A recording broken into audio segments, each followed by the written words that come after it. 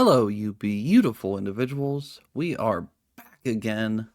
I know it's been a while. My computer took a crap on me and had to get it all fixed up and whatnot. So it's been, I don't even know how long it's been. A while, like a month or so.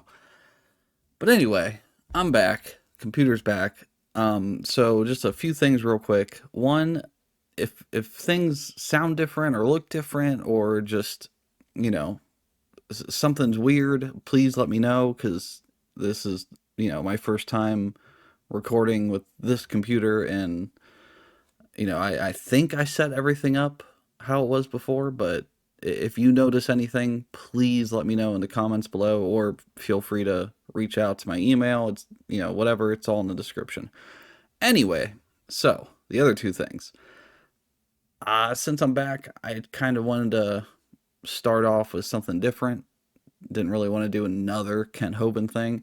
And I have seen Professor Dave, Aaron Raw, Gutstick Gibbon, Forrest, I don't even know however many others cover this Tucker Carlson talking about evolution. I have avoided watching any of them because I wanted to go into this blind like I always like to. So that's what we're going to do. Now, two quick things. One, I don't give a crap about politics. I don't care what you believe. I don't care what side you lean on. None of that matters to me. You can be, whatever, to the left, to the right, in between, anything beyond. It makes no difference. As long as you're not spewing pure hatred over a group of people because of, you know, race and all that, like the real far right or even the real far left. Yeah, honestly, even then, whatever. I mean, your opinions are your opinions. Everybody's welcome here, and everybody's welcome to go into the comments and tell me how stupid I am because I am stupid. So this is not about Tucker Carlson's political views or any of that. I don't care. It makes zero difference to me. Politics could not be more boring to me. Now, as far as Joe Rogan goes, I know a lot of people have major issues with Joe Rogan. Me personally, I mean, sure. Could he use his platform to, I don't know, maybe do a little better with certain things, I guess? Or maybe he could push back more, I suppose. I don't know. I'm not a huge Joe Rogan person by any means. Like, obviously, I've seen a lot of clips of his, and I've even watched a couple, like full blown episodes or whatever because of the guests he's had on. And, I've enjoyed him. Like, I personally, I guess I relate to him because, like me, he's just some simple minded dude that wants to learn more. And yeah, he definitely does not always push back when I would like him to on certain crazy people's topics. But at the same time, I kind of get it because the less you push back, the more that person will keep spewing on and making themselves look more ridiculous. So I don't know. And to be fair, I have seen him push back. Like I've seen clips of him get actually angry at guests before for various reasons, but I don't know. I'm not a huge Joe Rogan fan. Like as in like I haven't watched a lot of his stuff, but I have no issue with him. I don't have an issue with his interview style or anything like that. I mean, I think I think there's some very fascinating discussions that has happened on his show. Now, this one in particular, I don't know anything about except for the 38 minutes and 15 seconds I've watched so far. I just wanted to get up to the point where I first heard the word evolution because that's what I'm, trying to cover here. And honestly, the first part of it was fairly interesting. I mean, they were talking about AI and like end of the world kind of stuff, and it was a little, I guess, off the rails here and there, but it was still interesting. Like there were still topics that was interesting to listen to and to think about. So Yeah, I mean, it was cool. But the moment I heard the word Joe say evolution, that's when I paused the video and we're just going to go from there and see what happens. So let's get into it. It's not if you think that human beings are the end of this evolutionary Well, chain. what else is? Some supercomputer in a data center outside Dulles Airport? No. I mean, you know what I mean? Like, Right. I don't act. Dude, I hate to stop so quick. Like, man, this has nothing to do with Tucker Carlson as a person, or I mean, as a political, like, kind of commentator or whatever you want to call him. Dude, that laugh, man, that laugh is something else. I couldn't listen to it for too long. I'd go crazy.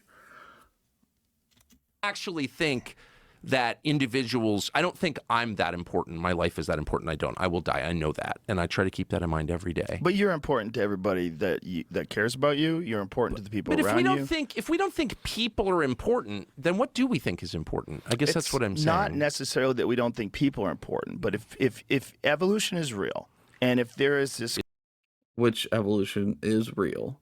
And I'm not going to knock Joe for that. He's just, he wasn't saying evolution wasn't real. He was just stating a question, and I'm sure there's going to be a point following this. Is it real? constant, I don't know, but it's Okay, I don't know if you caught that because I paused it, but right after he said that, Tucker chimed in and said, "Is it real?" Yes, Tucker, it's real. visible. Like you can measure it in certain animals. You can measure adaptation. Yeah. But there Okay. Oh my gosh, I did not expect to have to pause this many times. For one, Joe, you are actually completely correct. Well, you didn't go into much detail, but yes, you can measure it. We do measure it all the time in labs and various other situations. So it absolutely is real. And by the way, Tucker, adaptation is it's adaptation is a almost a tool or a process of evolution. It's kind of like saying things fall down, but gravity, that's not real. Things just fall down. I mean, it's the same kind of concept here. Come on, Tucker. there's no evidence that in fact, I think we've kind of given up on the idea of evolution. The theory of evolution as articulated by Darwin is like kind of not true. Right? No, we have not given up on evolution. And oh my God, this Darwin. So here we go. You're gonna just show your whole creationism bias right off the bat. This Darwinism bullcrap. I'm so sick of hearing about it. Darwin, he was just one dude who was very important, and we want, like, sorry, had to take a breath.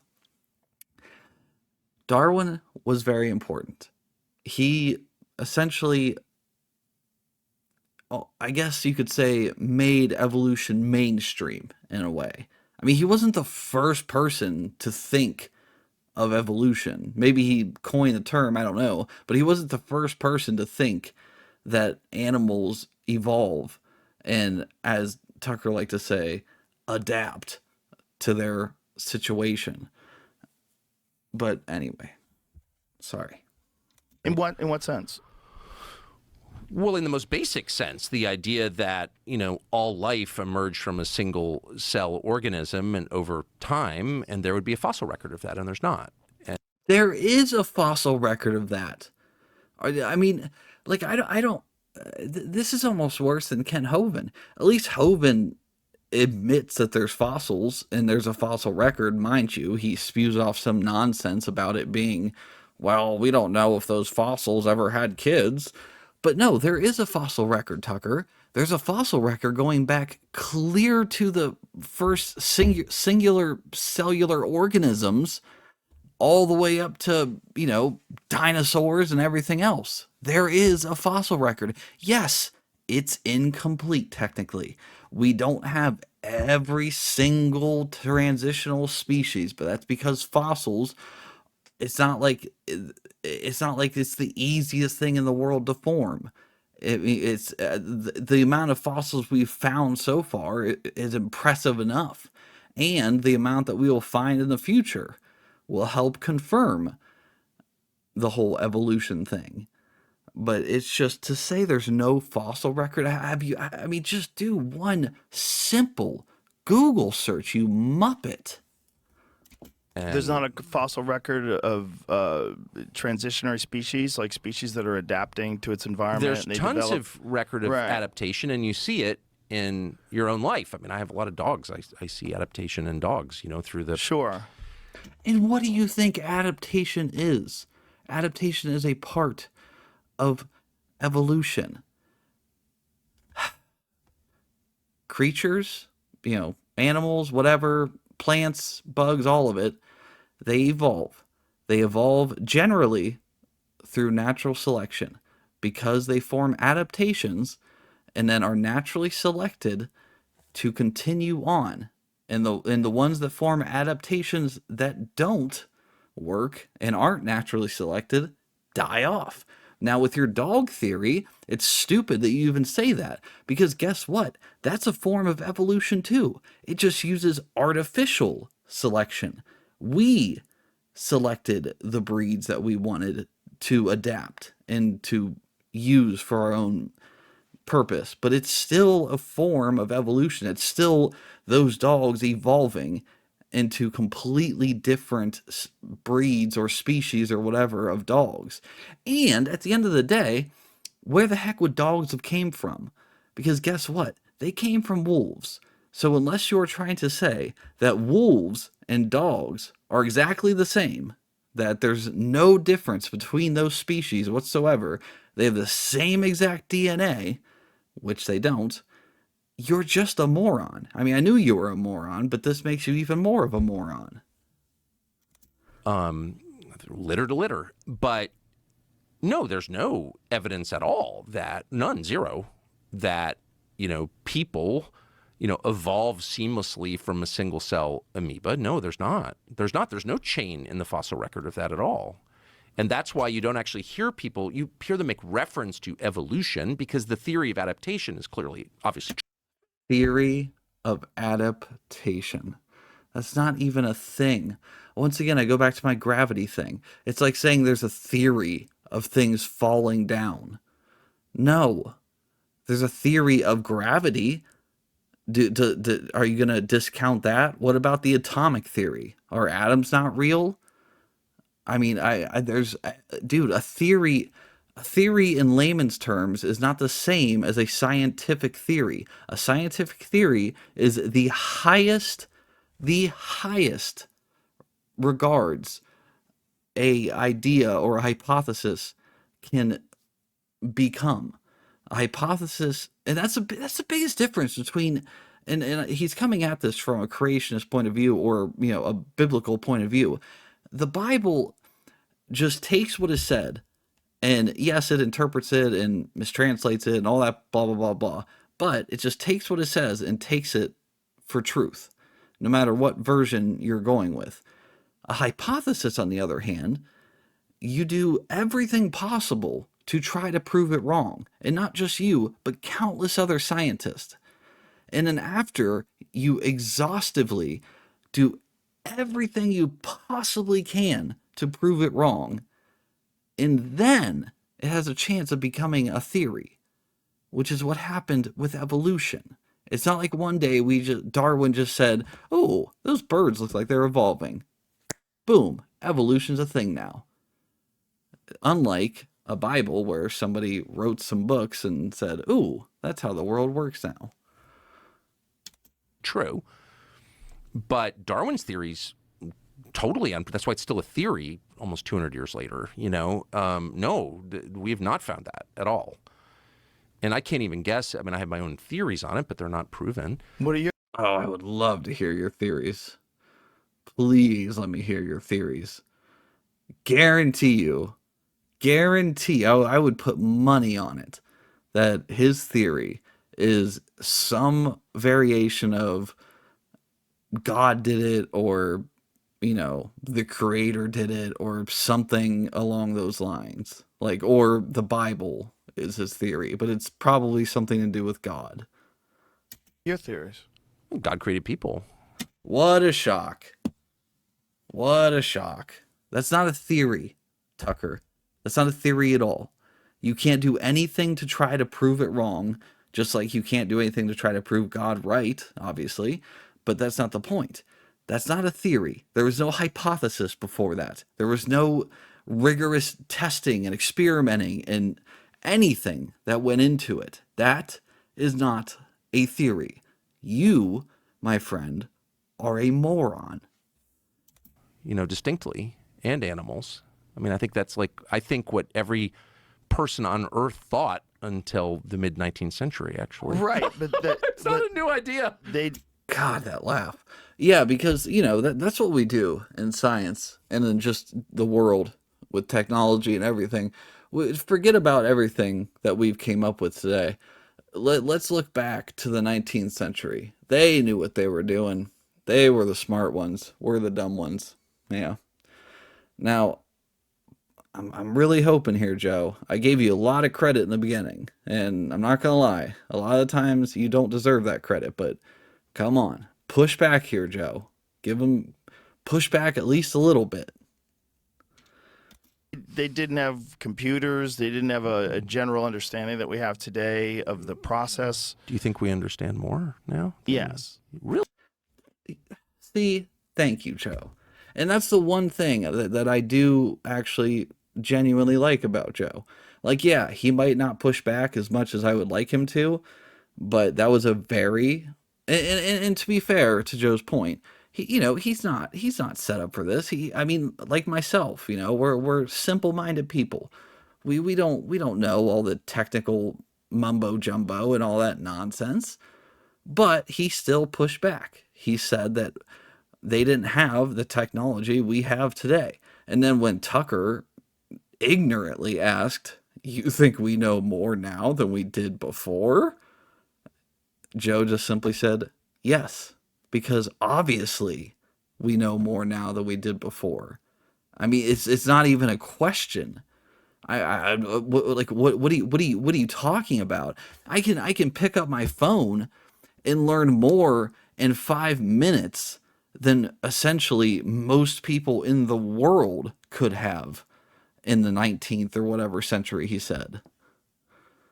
Really? You don't think that we understand more today? We understand way less. We understand so little that we're actually sitting here allowing like a bunch of greedy, stupid, childless software engineers in Northern California to like flirt with the extinction of mankind. Childless? What does childless have to do with anything? That makes no sense. I mean, for one, I can almost, with like 99.999% certainty, there are software engineers that have children. I personally don't know a software engineer, so I guess I can't say that with 100% certainty. But regardless of whether or not they have children or not, I don't understand your point there. And by the way, this is going back to before I started the video, like back in the whatever, before I pressed play. It was in their earlier conversation. They were talking about like AI and end of the world and extinction and all that stuff. That's what this is going back towards. But still, I just don't understand. What does childless have to do with it? Like, are you just being incredulous? You just want to, are you just trying to make them look bad for no reason? I don't know. Maybe this is a little bit of self-awareness. Maybe he realizes how dumb he's making himself sound, so he's just trying to, like, dog on somebody else. I doubt it, but maybe. So no, previous generations would be like, what? No, stop. And we're not doing that because but we they know... wouldn't have done that even with the nuclear bomb. I mean, obviously the Manhattan Project was done in secrecy, but they wouldn't have stopped it because the imperative of getting this weapon before Hitler got the weapon was what it was Hitler on was kind everyone's of mind. done by then. The Russians had pretty much extinguished any hope that that would continue. But But not. Well, no, that's not completely true, if I remember right. I'm definitely not an expert on history, but if now, mind you, for Hitler to have been able to get a nuclear bomb would have taken vast amounts of money and manpower and technology, which, America had at hand and Germany didn't. But if America didn't go for the whole Manhattan Project thing, I mean, I and given enough time, Hitler probably would have came up with some form of, if not nuclear weapon, some form of mass destruction weapon. I don't really know, but again, I'm definitely not an expert. But regardless, that doesn't matter. I'm gonna play this a bit longer and see if there's any more, evolution talk. So just give me 1 second. Okay. So it seems to be that the evolution talk is over. They started spewing on about more, whatever, mass destruction stuff and various other topics. So I think that was it for the evolution part of that section. This, 3 hour long discussion, which I'm definitely not reacting to that whole thing.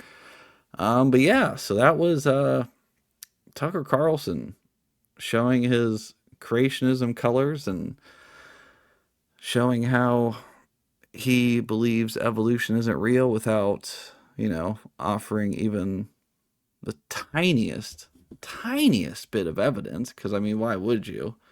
None of these people do. I mean, I don't know. It just blows my mind that people like, Ken Hovind, Ken Ham, Matt Powell, even Tucker Carlson here, all the creationists, they can get all their information from this single book that can't have all the answers. It's just not possible. But I don't know. Science, we don't have all the answers either. However, science is not a single book, or even a collection of books, or even a library full of books. It's reality, measurable, testable, observable, hypothesized, reality. The entire core of science is coming up with some form of an idea or hypothesis and doing everything you possibly can to prove that hypothesis wrong. Then, when you get other people to try to prove it wrong, and when you can't, and then after more rigorous testing and all sorts of stuff, you get a theory that turns out to be true, backed up by continuous studying, researching, testing, and learning more about it as time goes on. Because guess what? Just like life forms, science evolves. And the most important thing, when science realizes something they said or thought was wrong or even slightly incorrect, we fix it. Like when we come up with a better way to explain it or a more correct way, we fix it. Unlike your one single book. Man, that was I honestly wanted to do this because I thought it would just be more of like a joking, laughing kind of nonsense thing, but this made me way more annoyed than it should have.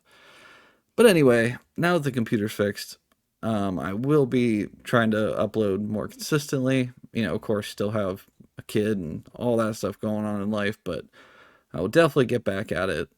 So thank you for watching. Please like, comment, subscribe, and until next time.